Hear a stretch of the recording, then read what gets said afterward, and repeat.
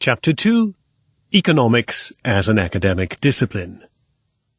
Economic disciplines at Austrian universities developed from the 18th century science of cameralistics, which was intended to endow future civil servants with the necessary economic and administrative skills to manage the domains and estates of the authorities.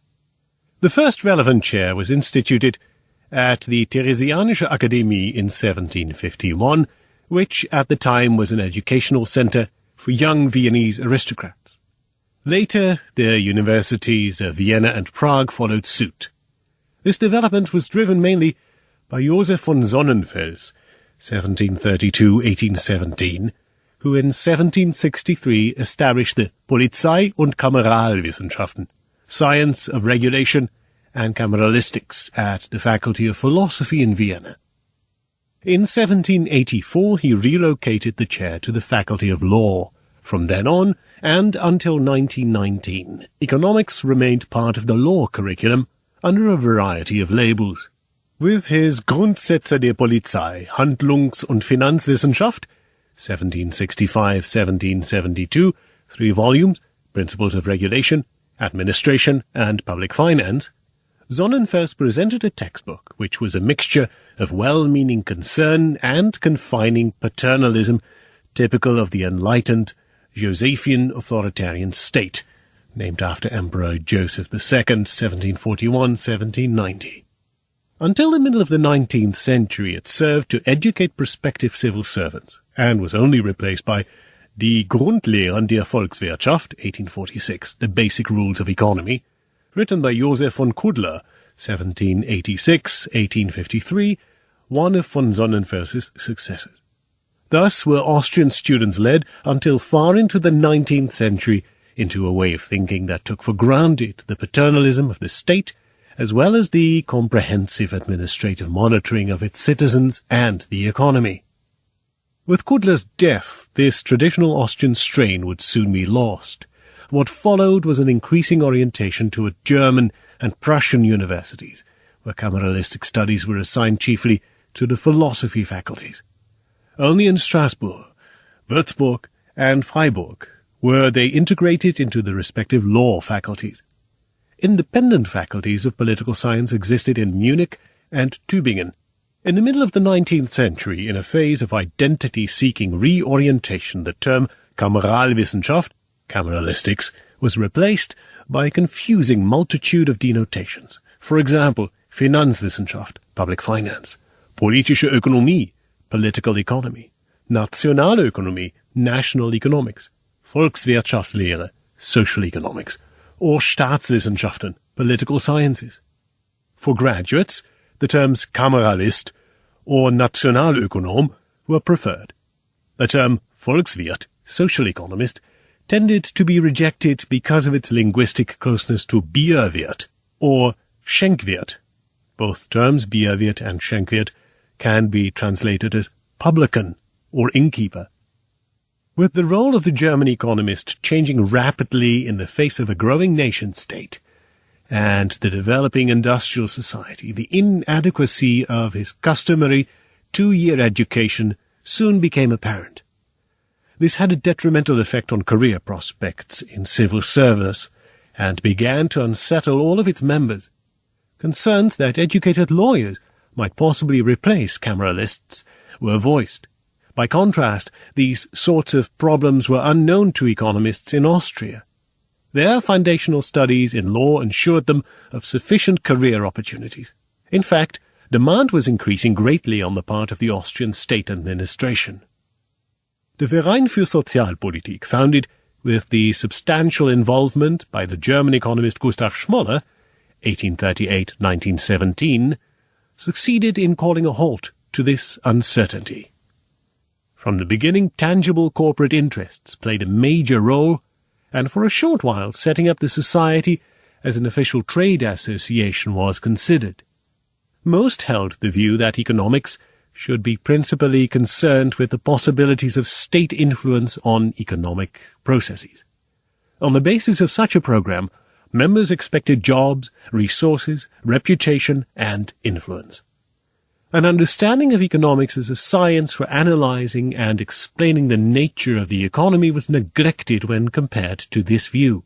With this self-assured reorientation, those who had recommended a combined legal and economic education in Germany gradually disappeared as well. The establishment of economics within varying faculties also resulted in typical Austrian and German graduates having remarkably different social profiles.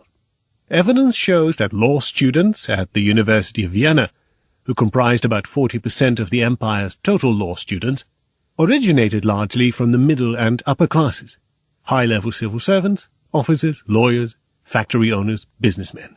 The same can be said of law students as a whole in Germany. The Faculty of Philosophy, however, where German cameralists studied, recruited members predominantly from the lower class.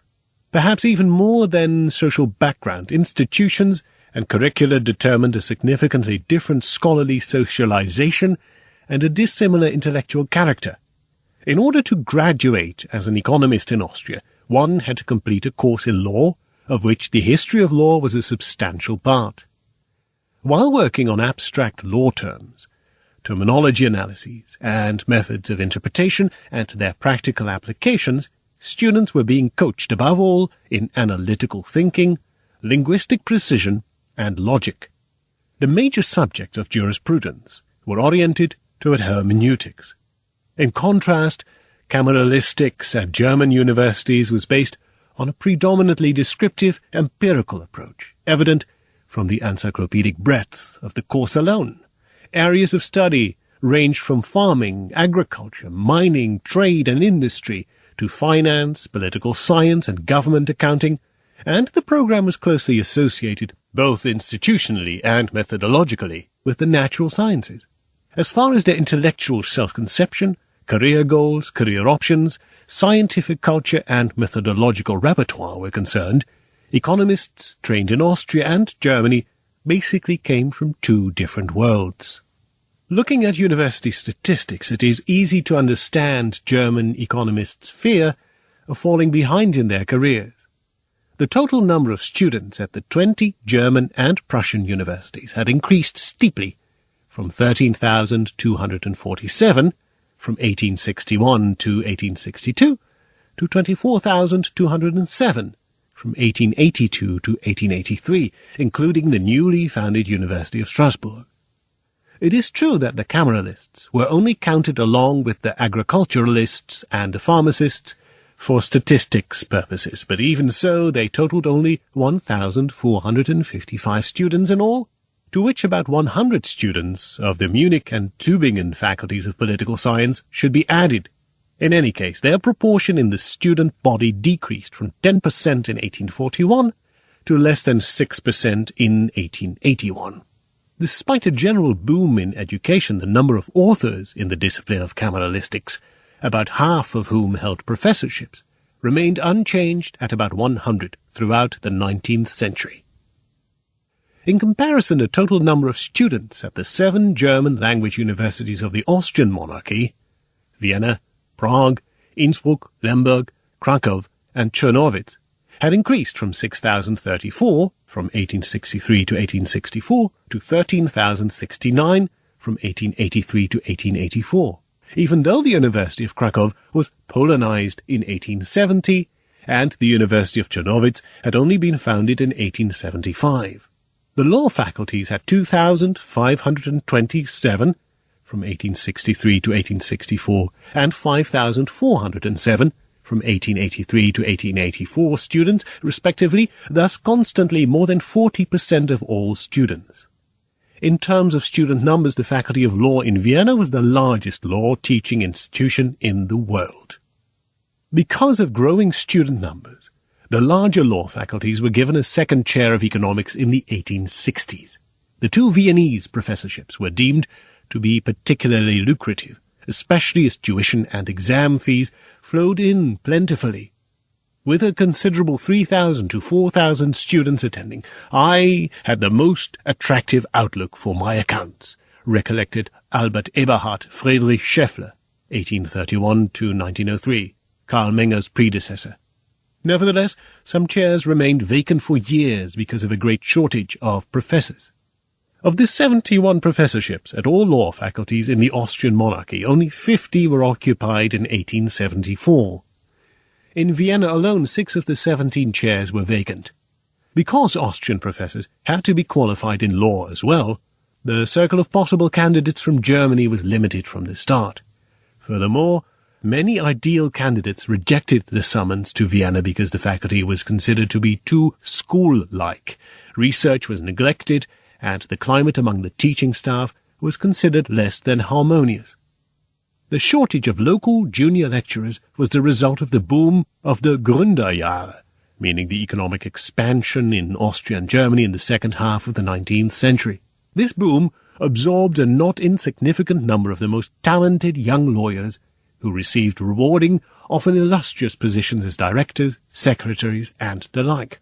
Only a significant increase in public officials' salaries in the 1870s resulted in a greater influx of lawyers entering public service. When Carl Menger began his law studies in Vienna, Lorenz von Stein, 1815 to 1890, was teaching political economy. The second professorship was occupied by Leopold Hasner von Arta, 1818-1891, who, after serving for only 2 years, was promoted to Minister for Education and later to Prime Minister, and did not return to the university. His successor, Albert E.F. Scheffler, from Württemberg, took over the office of Minister for Trade in 1871, and shortly thereafter went to Stuttgart. At about the same time, the Viennese publishing house Braumüller published a book by the up to that time unknown 30-year-old Carl Menger. It was almost 300 pages long and would yet make history. Grundsätze der Volkswirtschaftslehre, 1871.